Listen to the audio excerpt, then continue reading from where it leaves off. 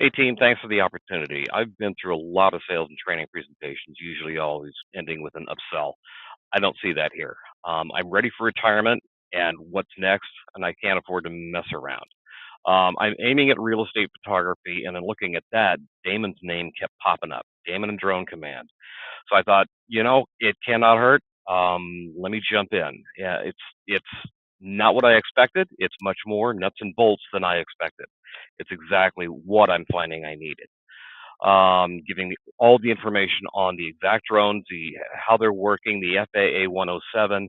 These are keys that I had no clue on, and I'm ready to run.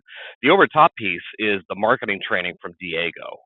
My education's in software engineering, not marketing. So that's my weak spot. When he started talking about platitudes versus hot buttons, I heard the ding, ding, ding in my head, and I said, that's what I need to hear. So now I've got the path clear, and I will continue on to launch my career after my career. And I thank you guys for that. Thank you.